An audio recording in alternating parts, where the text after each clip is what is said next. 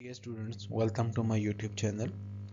In today's lecture, we will discuss different techniques which are used to measure high voltages. We will discuss in detail how to measure DC high voltages, AC high voltages and impulse high voltages.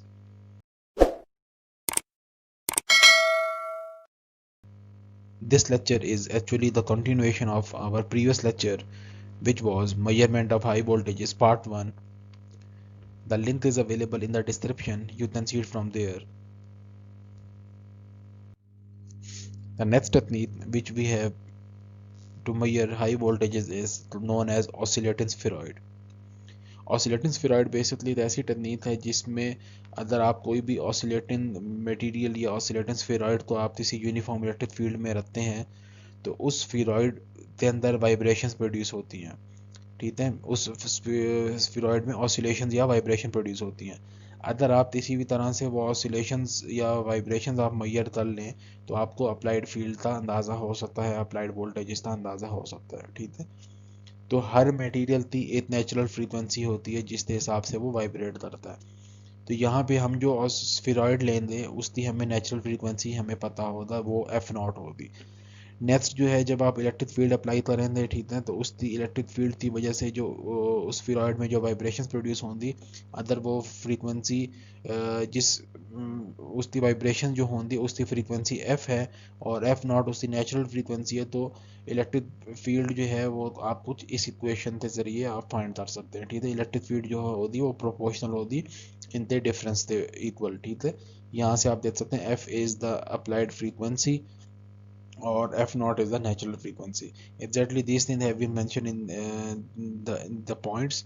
The period of oscillation of oscillating spheroid in a uniform electric field is proportional to the applied electric field, and the period of oscillation of suspended spheroid between two electrode with and without an electric field is measured। ठीक है, आपने क्या करना है, without electric field जो उस तीन vibrations हैं वो आप मेजर करेंगे, वो यहाँ पे एफ नॉट होगी।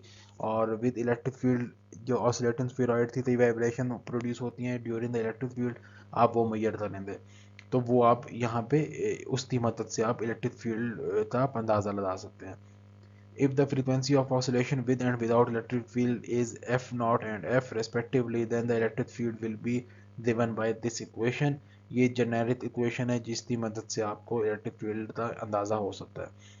और हमारे पास जो ये इलेक्ट्रिक फील्ड है हमें पता है वो होती है voltage divided by distance, that is the distance between the electrodes या distance between the anode and the cathode.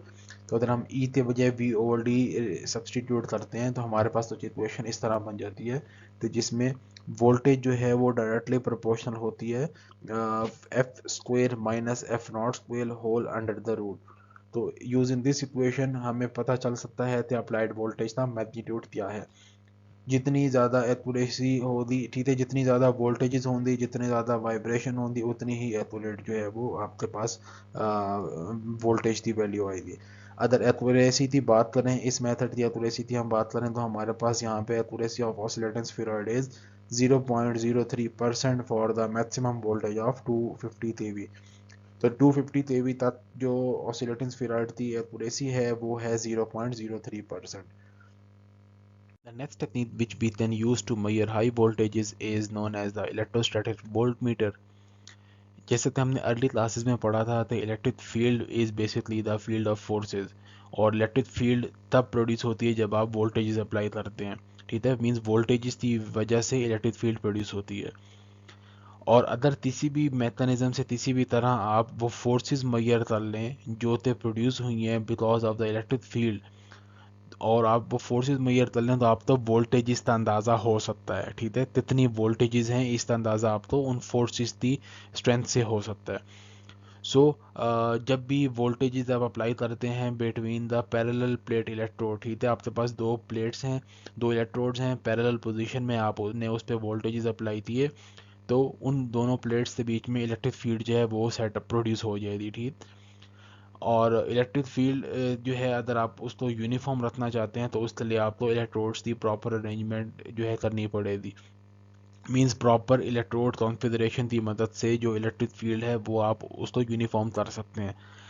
अगर ये जो फील्ड है वो यूनिफॉर्म हो जाए, ठीक है, means if the field is uniform normal to the two plates, और फील्ड की जो डायरेक्शन है वो टुवर्ड्स नॉर्मल होती है, ये normal of the two plates means 90 degree का एंगल बनाती है वो फोर्सेस, या जो वो फील्ड है वो प्लेट्स की 90 डिग्री का एंगल बनाती हैं।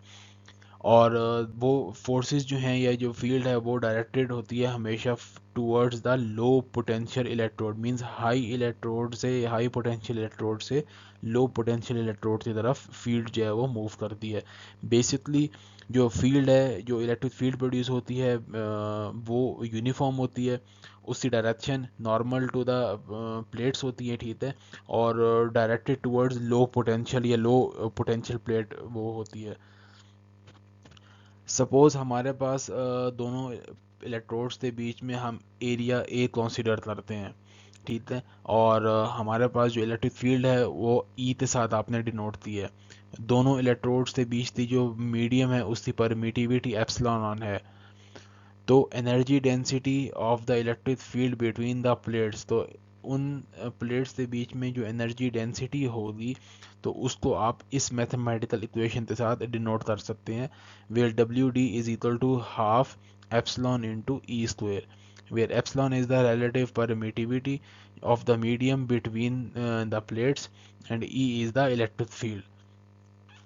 अब हम ये ज्यूम करते हैं कि जो दोनों प्लेट्स हैं उनके बीच का जो एरिया है, ठीक है, उसमें हम एक वॉल्यूम कंसीडर कर लेते हैं, ठीक है, मीन्स जो दोनों प्लेट्स के बीच में हम एक वॉल्यूम कंसीडर करते हैं, उस वॉल्यूम के लिए एरिया जो है वो ए है और जो थिकनेस है वो डी एच है। हम एक छोटे से डिफरेंशियल रीजन के अंदर अपनी कैलकुलेशन जो है वो करते हैं ताकि हमें ओवरऑल वॉल्यूम का अंदाज़ा हो सके।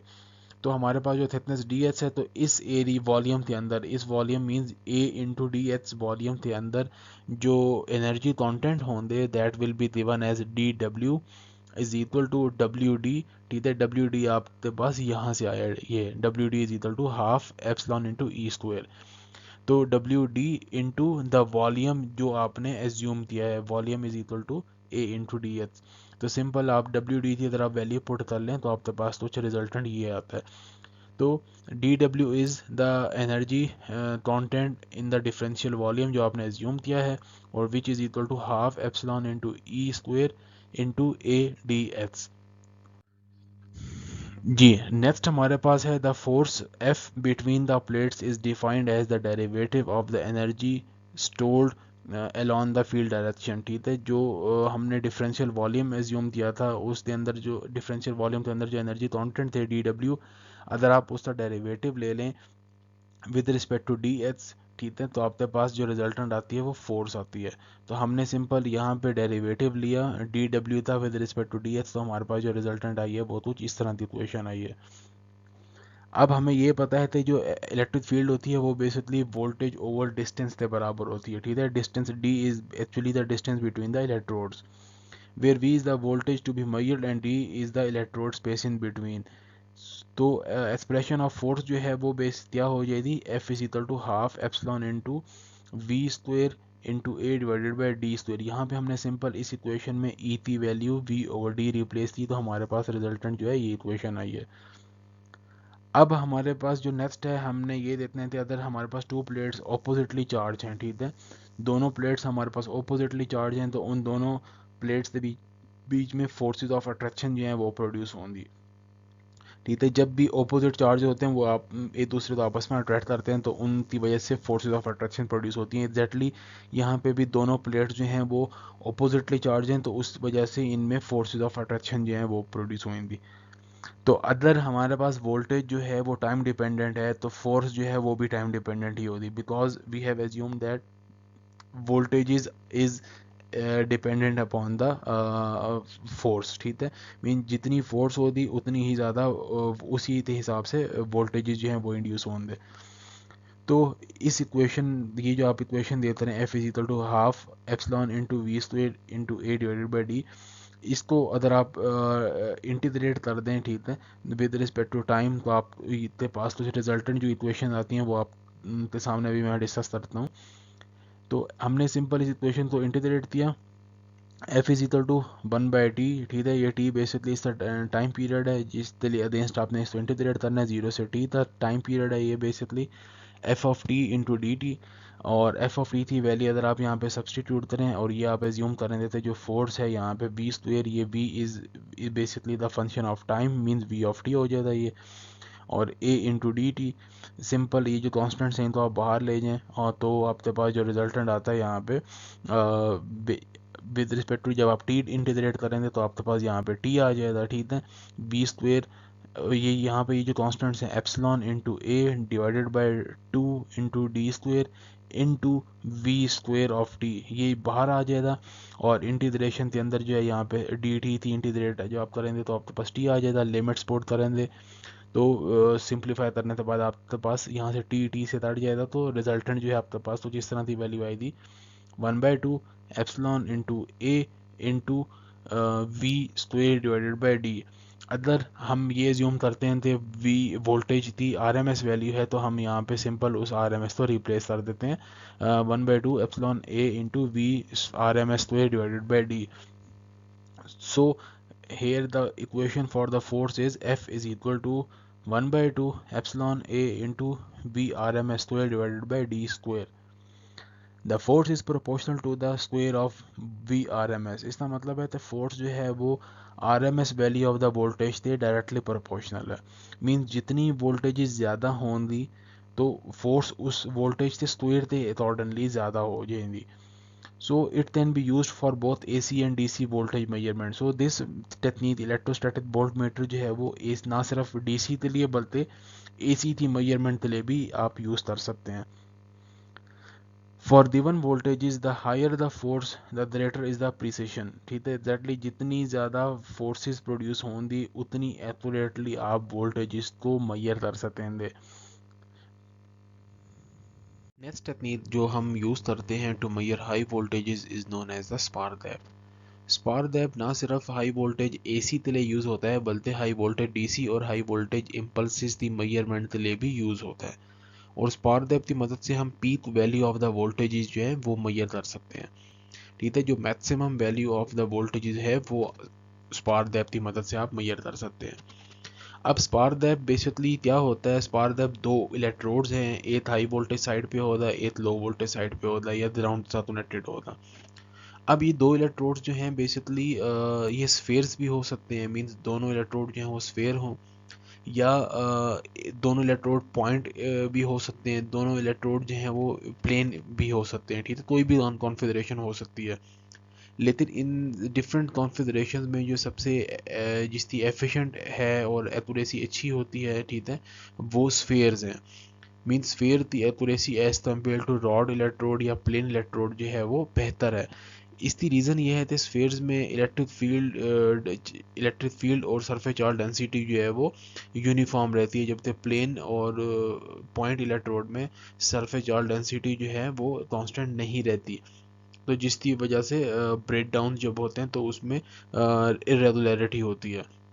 लेकिन स्फेयर में चूंकि सरफेस चार्ज डेंसिटी कांस्टेंट होती है, फ्लक्स जो चार्जेस हैं वो इक्वली डिस्पर्स होते हैं ऑन द सरकमफेरेंस, ठीक है। तो इस वजह से स्फेयर गैप जो है उनकी एक्यूरेसी बेहतर है। अच्छा, अदर स्पार्क ओवर वोल्टेज हमारे पास 30 ते भी आती है एट 1 सेंटीमीटर इलेक्ट्रोड की स्पेसिंग, ठीक है। जब आपकी एयर का टेम्परेचर जो है वो 20 डिग्री सेंटीग्रेड हो, ठीक, और टेम्परेचर उस पर जो प्रेशर है एटमॉस्फेरिक प्रेशर वो 760 टॉर हो, ठीक है। कहने का मकसद ये है जब आपका एनवायरमेंटल में प्रेशर 760 टॉर हो और एयर का जो टेम्परेचर है वो 20 डिग्री सेंटीग्रेड हो, ठीक है। और इलेक्ट्रोड के बीच में अगर 1 सेंटीमीटर की स्पेसिंग है तो अगर आप वोल्टेजेस अप्लाई करते हैं तो उस टाइम पे जो वोल्टेजेस आएंगे तो वो 30 केवी के अराउंड आएंगे। और ये 30 केवी बेसिकली जो इलेक्ट्रोड्स हैं फॉर स्फेयर्स, ठीक है, स्फेयर्स के लिए इसमें ये वोल्टेजेस आएंगे। तो बेसिक फिनोमेना होता है जिसकी मदद से आप स्पार्क गैप या स्फेयर्स की मदद से ब्रेक डाउन का फिनोमेना जो है वो ऑकर करवाते हैं। अब नेक्स्ट जो है हमारे यहाँ पे स्टडी वो ज़्यादातर स्फेयर्स पे बहुत ही चीज़ है, स्फेयर्स पे हम ज़्यादा डिटेल में स्टडी करेंगे। किस किस्म के स्फेयर्स होते हैं, तेज क्या कॉन्फ़िगरेशन होती है, कौन कौन से फैक्टर्स अफेक्ट करते हैं, और स्फेयर पे इसलिए हम स्टडी अपनी डिटेल में करेंगे बिकॉज एक्सपेरिमेंटल या रिसर्च पर्पसेस में ज़्यादातर स्फेयर ही यूज़ होते हैं.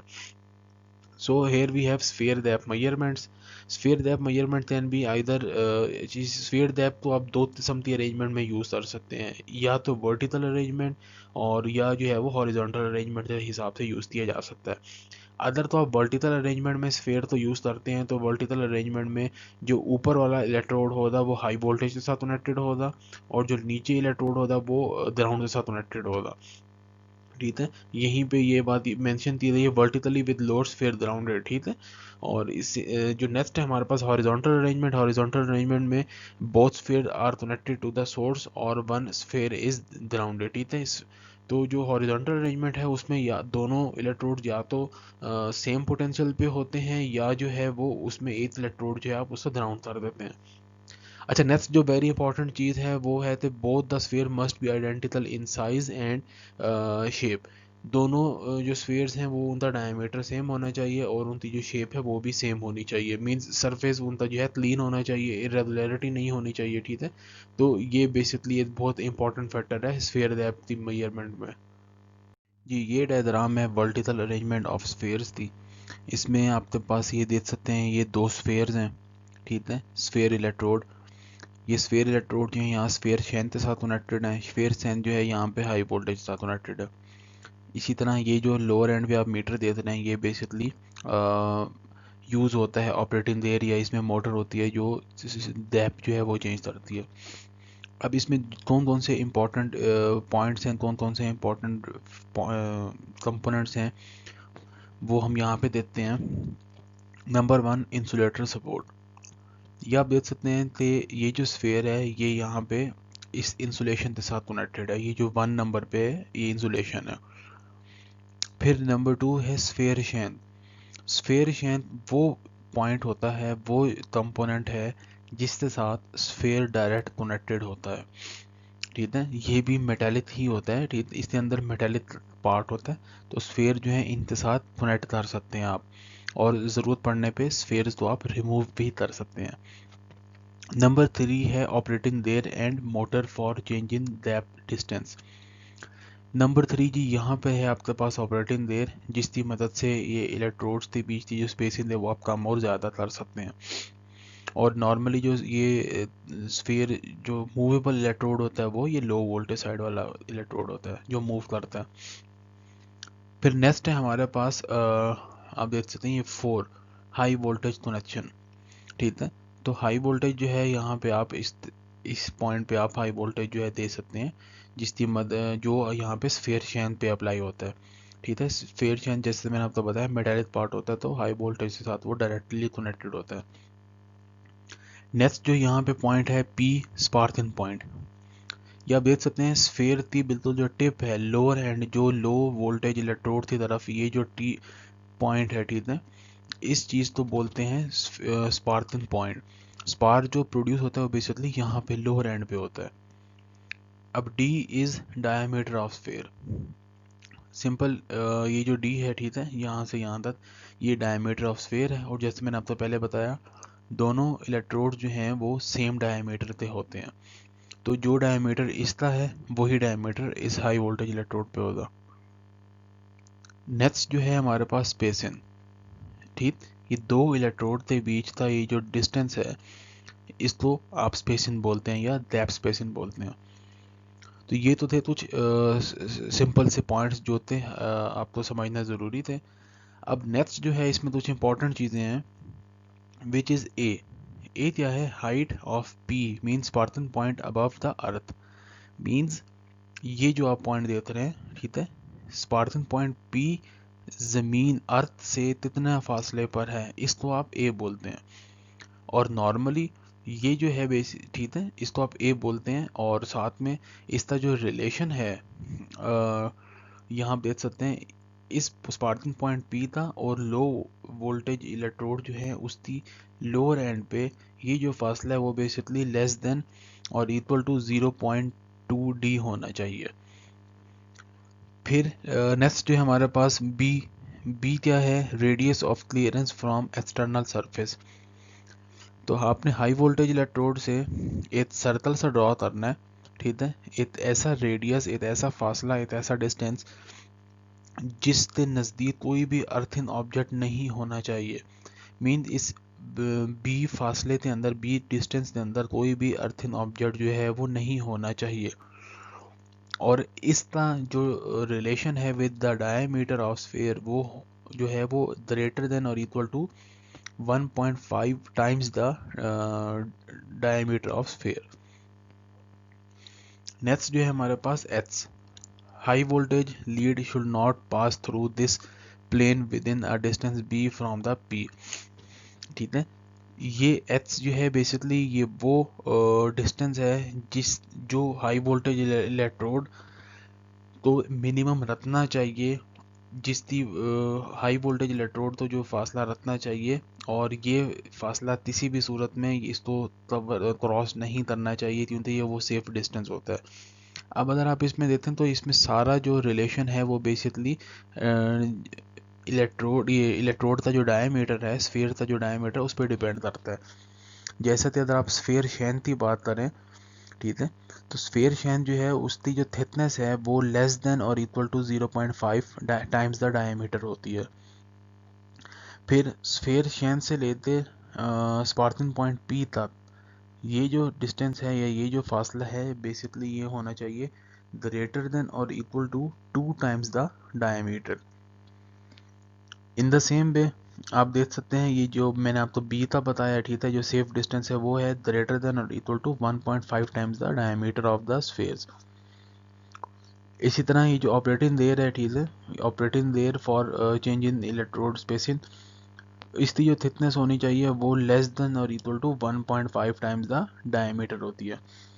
तो ये कुछ इंपॉर्टेंट पॉइंट्स हैं, कुछ इंपॉर्टेंट कंपोनेंट्स हैं ऑफ द स्फीयर दैप जो मैंने आपके साथ यहाँ पे डिस्कस किए, ठीक है। और इनकी ये जो रिलेशन हैं ये बहुत इंपॉर्टेंट हैं, जिसमें greater than equal to 2 times D, greater than equal to 1.5 time D. तो ये इंपॉर्टेंट पॉइंट्स हैं जिनको आपको याद रखना लाजमी है। जब भी आप स्फीयर दैप यूज़ करेंगे टू मेजर हाई वोल्टेजेस, तो उसके लिए लाजमी है कि आप स्फीयर दैप के साथ सीरीज़ में एक रेजिस्टेंस लगाएं। वो रेजिस्टेंस डिफरेंट वैल्यूज़ का हो सकता है। अगर आप एसी या डीसी मेजर करते हैं तो एसी और डीसी देश में रेजिस्टेंस की वैल्यू 100 से लेकर 1000 किलो ओम्स तक हो सकती है। और जब आप इम्पल्स मेजर करेंगे तो उस रेजिस्टेंस की वैल्यू लेस देन 500 ओम्स होगी। अब ये रेजिस्टेंस आप क्यों लगाते हैं? इस रेजिस्टेंस को यूज़ करने के दो पर्पसेस हैं। पहला मकसद जो है वो है ताकि ब्रेक डाउन के टाइम पे जो huge amount of current produce होता है उस करंट को लिमिट किया जा सके। और दूसरा जो इसका पर्पस है इस रेजिस्टेंस का वो है ताकि आप अनवांटेड ऑसिलेशंस को कम कर सकते हैं। और वो अनवांटेड ऑसिलेशन कब प्रोड्यूस होती हैं? वो सोर्स के अंदर प्रोड्यूस होती हैं जब भी ब्रेक डाउन ऑथर होता है, ठीक है। क्योंकि वोल्टेज का इम्बैलेंस होता है तो इस वजह से ऑसिलेशंस प्रोड्यूस हो सकती हैं। उन ऑसिलेशंस को मिनिमाइज करने के लिए ये रेजिस्टेंस बेसिकली यूज़ होता है। तो इस रेजिस्टेंस दो पर्पसेस हैं, एक तो करंट बैलेंस करना, करंट को लिमिट करना, और दूसरा अनवांटेड ऑसिलेशंस को मिनिमाइज करना। अच्छा, जब भी आप स्पार्क गैप या स्फीयर गैप यूज़ करेंगे तो उसमें लाजमी है कि आप वोल्टेजेस को कॉन्स्टेंटली या यूनिफॉर्म तरीके से इंक्रीज करें। तब तक इंक्रीज करें जब तक स्पार्क ओवर प्रोड्यूस नहीं होता। स्पार्क ओवर बेसिकली वो कंडीशन है जब दोनों इलेक्ट्रोड के बीच में शॉर्ट सर्किट सी प्रोड्यूस होती है, आर्क सी प्रोड्यूस होती है। जब भी आर्क प्रोड्यूस हो इट मीन्स से एयर जो है आयनाइज हो चुकी है, और वो आपका जो भी वैल्यू होती ब्रेक डाउन की या जो भी वोल्टेज की वैल्यू होती वो एग्जैक्टली आपकी ब्रेक डाउन वैल्यू होती या ब्रेक डाउन वोल्टेज होती। नॉर्मली हम जब स्फीयर्स पे ब्रेक डाउन करवाते हैं तो आपने 3 से 5 वैल्यूज़ जो हैं वो लेनी है, और 3 से 5 वैल्यूज़ के बाद आपने उस वैल्यूज़ का मीन ले लेना है या एवरेज वैल्यू ले लेनी है। और ये जो वैल्यू आप लेते हैं बेसिकली उसमें 3 ± 3% तक की वेरिएशन आ सकती है, ठीक है। मींस जब भी आप हाई वोल्टेज मेजर करेंगे यूजिंग स्फीयर गैप तो आपने सिर्फ एक ही वैल्यू पे रिलाई नहीं करना, आपने 3 से 5 वैल्यूज़ लेनी है, और उन 3 से 5 वैल्यूज़ में 3 से ± 3% तक की वेरिएशन आ सकती है। तो इस वेरिएशन को क्लियर करने के लिए आपने उन वैल्यूज़ का मीन लेना है। अच्छा, नेक्स्ट हमारे पास जो है वो स्फीयर डेप्थ की कंस्ट्रक्शन है और उसकी असेंबली है। स्फीयर डेप्थ की कंस्ट्रक्शन में क्या इंपॉर्टेंट पॉइंट्स होते हैं, ठीक है, जो एक डिज़ाइन इंजीनियर को दिमाग में रखने होते हैं। Sphere gap are made with two metal spheres of identical diameter. Exactly ये चीज़ मैंने आपको स्टार्ट में बताई थी, जो स्फीयर यू होते हैं उनका जो दोनों स्फीयर का डायमीटर सेम होना चाहिए, ठीक है, उनकी शेप आइडेंटिकल हो और डायमीटर जो है वो सेम हो। ऑपरेटिंग देयर इंसुलेशन सपोर्ट, ये ठीक है, in order to avoid corona discharge the chain supporting the sphere should be free from sharp edges and corners. Exactly, this point is again very important. चूंकि high voltages हैं तो किसी किस्म का rough surface या शार्प एजेस जो हैं नहीं होने चाहिए, इसलिए चूंकि स्फेयर तो खुद एक स्फेरिकल शेप है, ठीक है, सर्कल होता है, तो इस चीज़ स्फेयर में कोरोना इफेक्ट का प्रोडक्शन जो है वो बहुत मुश्किल है। तो जो स्फेयर शेंथ हैं, ठीक है, जैसे मैंने आपको स्टार्ट में बताया, तो जो स्फेयर शेंथ है वो भी बेसिकली एक कंडक्टर ही होता है, लेकिन वो सर्कल नहीं होता। तो आपने मेक श्योर करना है तो स्फेयर शेंथ में किसी किस्म का शार्प एजेस वगैरह जो है वो ना हो। अदर शार्प एजेस होंगे तो उसकी वजह से कोरोना इफेक्ट प्रोड्यूस होगा। अब कोरोना इफेक्ट क्या चीज़ है, वो कैसे इफेक्ट करता है, इसकी डिटेल मेरे लेक्चर में मौजूद है, जिसका लिंक डिस्क्रिप्शन में मैंने आप दिया हुआ है। अच्छा, अदर स्फीयर्स की बात करें, स्फीयर की कॉन्फ़िगरेशन की बात करें, स्फीयर के स्ट्रक्चर की बात करें, तो स्फीयर बेसिकली या तो कॉपर से बनता है या ब्रास से बनता है या एल्यूमिनियम से बनता है। और एल्यूमिनियम के स्फीयर ज़्यादा प्रेफर किए जाते हैं just because of the low cost of the aluminium. Different type या डिफरेंट डायमीटर के स्फीयर जो हैं वो अवेलेबल हैं, अब depending upon your requirement, depending upon the voltages जो आप मेजर करना चाहते हैं।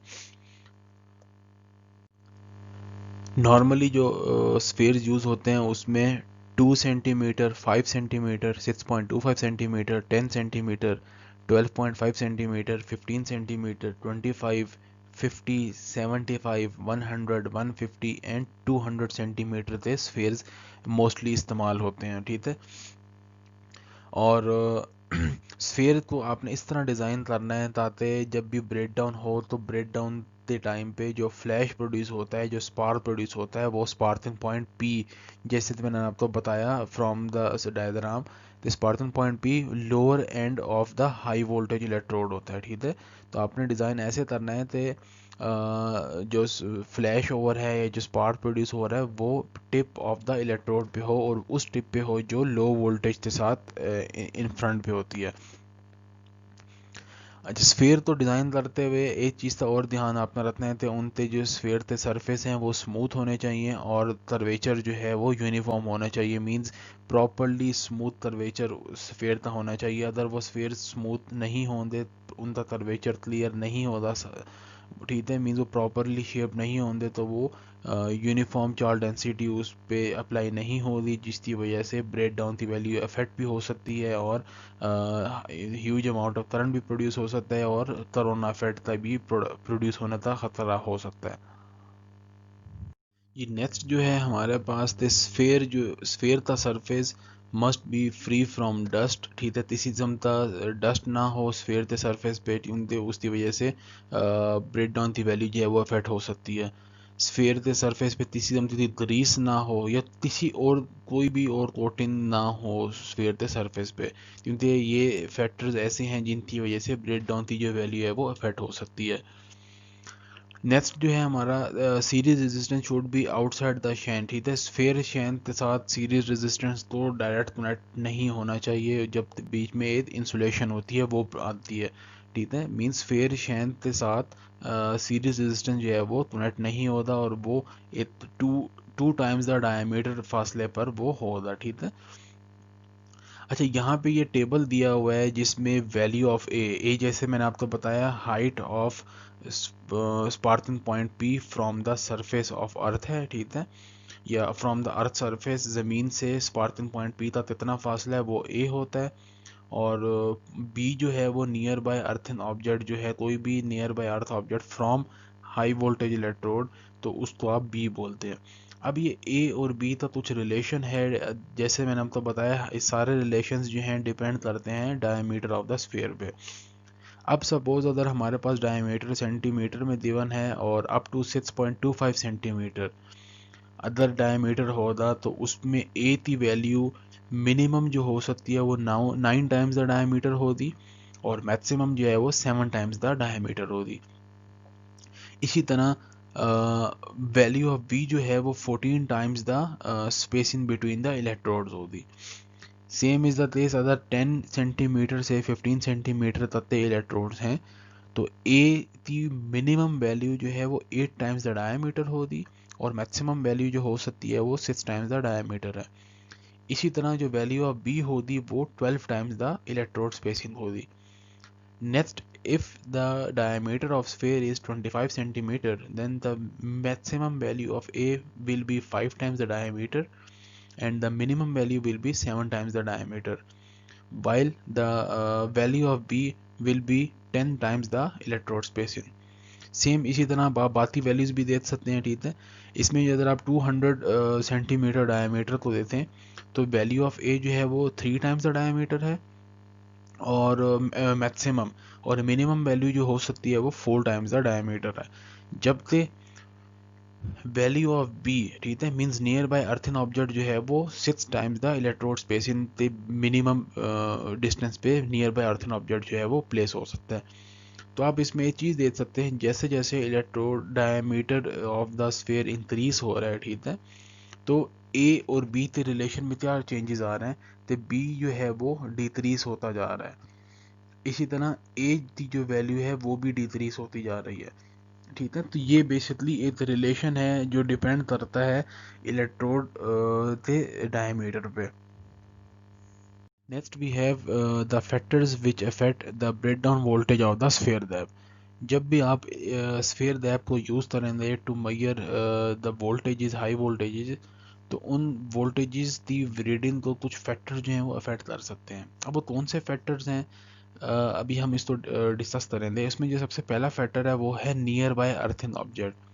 जैसे तो मैंने आपको स्टार्ट में बताया, तो उस डायग्राम में vertical arrangement of the sphere में उसमें जो डिस्टेंस बी था, ठीक है, जो नियर बाय अर्थिंग ऑब्जेक्ट था, डिस्टेंस था from the high voltage electrode, यहाँ पे हमने उस डिस्टेंस को कंसिडर करना है।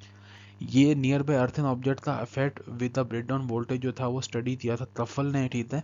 ये तफल एक साइंटिस्ट था, उसने ये इफेक्ट तो स्टडी किया था और इसके ऑब्जर्वेशन के हिसाब से near by earth an object जो है वो ब्रेकडाउन वोल्टेज को डिक्रीज कर देता है और ये reduction of the breakdown voltage was less than 2%। Other electrode spacing ratio diameter of the sphere is less than और इक्वल टू 0.5 हो, या near bye earth an object ratio diameter of sphere greater than equal to 0.8 हो, ठीक है। Means electrode spacing और diameter की ratio less than equal to 0.5 हो तो रिडक्शन जो है वो 2% होता है। इसी तरह अदर स्पेसिंग और डायमीटर अप्रॉक्सीमेटली 1 हो और near by earthing object ratio diameter of sphere greater than equal to 1 हो तो रिडक्शन वाज ओनली 3%।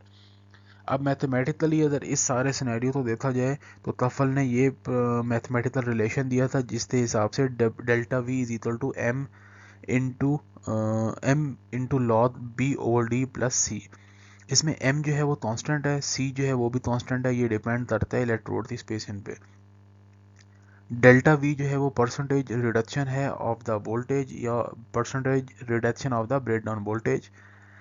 b जो है वो नियर बाय अर्थिंग ऑब्जेक्ट का डायमीटर है, मींस कौन सा सेफ डिस्टेंस है जिसके अंदर अर्थिंग ऑब्जेक्ट या नियर बाय अर्थिंग ऑब्जेक्ट को नहीं होना चाहिए। d is the diameter of the sphere.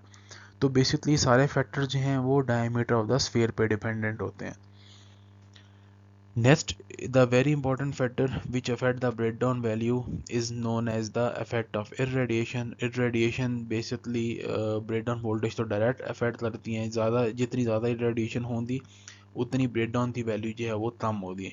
अब irradiation basically कैसे affect करती हैं, जब भी आपने इलेक्ट्रोड के बीच में इरेडिएशन अप्लाई थी, irradiation high voltage ultraviolet भी हो सकती हैं, एक्स रेज भी हो सकती हैं, किसी किस्म की कोई भी रेज हो सकती है जिनका टेम्परेचर हाई होता है, तो जब भी आप इलेक्ट्रोड के बीच में इस तरह की रेडिएशन अप्लाई करेंगे तो इसकी वजह से एयर बिटवीन द इलेक्ट्रोड जो है वो एनर्जाइज हो जाएगी, हीट अप हो जाएगी। इन हीट अप होने की वजह से जो आइंस हैं, ठीक है, जो एयर के मॉलिक्यूल्स हैं वो एनर्जी देन कर लेंगे, काइनेटिक एनर्जी देन कर लेंगे। तो जब आप वोल्टेज अप्लाई करेंगे तो ऑलरेडी उनमें पहले से ही एनर्जी होगी, तो उनको कम एनर्जी चाहिए होगी to cross the barrier and to move from high voltage to low voltage electrode, जिसकी वजह से ब्रेक डाउन है ईजिली पॉसिबल हो जाएगा। और जितनी इलेक्ट्रोड की स्पेसिंग कम होगी उतनी इफेक्ट ऑफ रेडिएशन जो है वो प्रोमिनेंट होगा। A reduction of about 20% in sparking voltage was observed for spacing of 0.1 D to 0.3 D। अगर इलेक्ट्रोड की स्पेसिंग 0.1 D से 0.3 D के बीच में हो तो ब्रेकडाउन वैल्यू जो है वो 20% तक रिड्यूस हो जाती है। The next factor which affect the breakdown voltage of the sphere gap is known as the effect of atmospheric condition। These atmospheric condition affect the breakdown voltage directly, ठीक है। अब environmental या atmospheric कंडीशन 3 फैक्टर्स पे depend करती है। Basically ये depend करती है pressure bit of the air और टेम्परेचर ऑफ द एयर, ठीक। अब प्रेशर पे डायरेक्टली डिपेंडेंट है और टेम्परेचर पे इन्वर्सली डिपेंडेंट है। अब अगर हम इसको देखें यहाँ पे तो द स्पार्क और voltage of the sphere that depends on the air density which varies with the temperature and pressure, ठीक है। तो जो ब्रेकडाउन वोल्टेज है वो एयर डेंसिटी पे डिपेंड करती है और एयर डेंसिटी टेम्परेचर और प्रेशर पे डिपेंड करती है। अदर ब्रेकडाउन वोल्टेज हमारे पास V वोल्ट्स आए, ठीक है। Under the test condition of temperature T, other temperature T है, प्रेशर P टॉर है और ब्रेकडाउन वोल्टेज जो है वो हमारे पास V आती है। तो spark voltage is V not under standard condition of temperature T is equal to 20 degree, ये T is equal to 20 degree और pressure is equal to 760 torr जो है वो हमारे स्टैंडर्ड सेट दिए हुए हैं जो हम यूज़ करते हैं। तो इन पे जो भी वैल्यू आएगी उसको आपने V नॉट ले लेना है। अब V नॉट के साथ आपने एक फैक्टर जो है वो मल्टीप्लाई करना है। उस फैक्टर में बेसिकली एनवायरमेंटल जो चीज़ें हैं, एनवायरमेंटल जो इफेक्ट हैं वो मौजूद होते हैं। अब वो क्या फैक्टर है हम उसको यहाँ पे डिस्कस करते हैं। अब अगर हमारे पास ये देते हैं V इज इक्वल टू ते इंटू वी नॉट। अब इसमें V नॉट जो है वो हमारी ओरिजिनल वैल्यू है ब्रेक डाउन की, जो के स्टैंडर्ड कंडीशंस में हमारी वैल्यू आई है। अगर इस वैल्यू को हम एक ते के साथ मल्टीप्लाई कर दें, ते क्या है, where K is the function of air density factor D given by D is equal to P over 760 into 293 divided by 273 plus T। अब इसमें ये जो T है ये रूम टेम्परेचर है, मीन्स यहाँ पे आप इसकी वैल्यू 20 डिग्री पुट करेंगे और P प्रेशर की वैल्यू आप यहाँ पे 760 पुट करेंगे। तो 760 और 20 पुट करने से ये जो D है ये D इज इक्वल टू 1 हो जाएगा।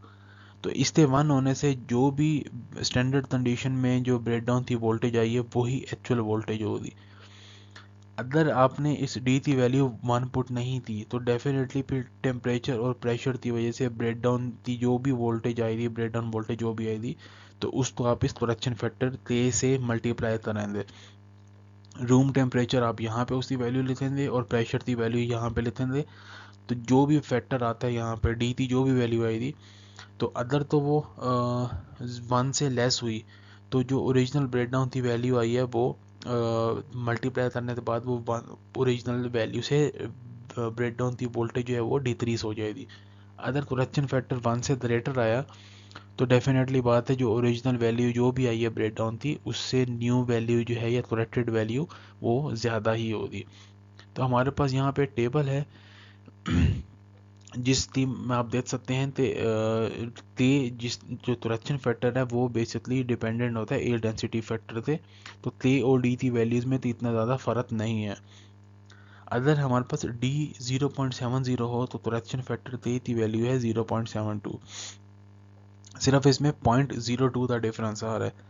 इसी तरह अगर correction factor air density factor D की वैल्यू 0.75 है तो करेक्शन फैक्टर की वैल्यू 0.77 है। इसी तरह 0.80 अगर डी की वैल्यू है तो ते की वैल्यू 0.82 है। 0.85 है तो 0.86 आ रही है, 0.90 अगर डी की वैल्यू है तो ते की वैल्यू 0.91 आ रही है, और 0.95 अगर डी की वैल्यू है तो ते की वैल्यू भी 0.95 है, और आधे जो भी वैल्यू आ रही है वो बेसिकली इनकी सेम है, लेकिन यहाँ पे आप देख सकते हैं वैल्यू जो है वो फिर चेंज हो रही है। अगर डी ए डेंसिटी फैक्टर 1.10 हो जाए तो ते की वैल्यू जो है वो डिक्रीज हो जाती है 1.09 पे। अगर डी की वैल्यू 1.15 हो तो ते की वैल्यू जो है वो डिक्रीज हो जाती है 1.12 पे। तो ये बेसिकली रिलेशन है डी और ते के बीच में। नेक्स्ट हमारे पास द ब्रेक डाउन वोल्टेज या spark over voltage increase with the humidity. Definitely जितनी ज़्यादा ह्यूमिडिटी होगी उतनी ही ब्रेक डाउन वोल्टेज जो है वो इंक्रीज कर जाएगी। अब ह्यूमिडिटी तैसे इंक्रीज की वजह से तैसे ब्रेक डाउन वोल्टेज इंक्रीज होती है। Basically humidity is the moisture, moisture में चार्जेज जो हैं वो ईजिली ट्रैवल कर जाते हैं from the one electrode to another electrode, और एयर की आयनाइजेशन जो है वो ईजिली पॉसिबल है। और ह्यूमिडिटी इफेक्ट इंक्रीज करता है with the size of the spheres, ठीक है। जितने ज़्यादा जितने स्फेयर्स जो हैं वो साइज़ में बड़े होंगे उतना ही ज़्यादा एरिया एक्सपोज होता है ह्यूमिडिटी पे, और जितना ज़्यादा एरिया एक्सपोज होता है ह्यूमिडिटी पे उतनी ही ज़्यादा चांसेस होंगे ताकि उनमें ब्रेक डाउन वोल्टेज जो है वो ज़्यादा से ज़्यादा हो सकते हैं, ठीक है। मीन्स जितना ज़्यादा स्फेयर्स होंगे, जितने ज़्यादा डायमीटर ऑफ स्फेयर होगा उसी हिसाब से ह्यूमिडिटी ज़्यादा होगी, और जितनी ह्यूमिडिटी ज़्यादा होगी ब्रेक डाउन वोल्टेज जो है वो उसी हिसाब से ज़्यादा हो जाएगी। तो ये था हमारा आज का लेक्चर। मैं उम्मीद करता हूँ आपको आज का लेक्चर अच्छे तरीके से समझ आ दिया होगा। लेक्चर में से कोई भी क्वेश्चन हो तो आप कमेंट सेक्शन में मुझसे पूछ सकते हैं।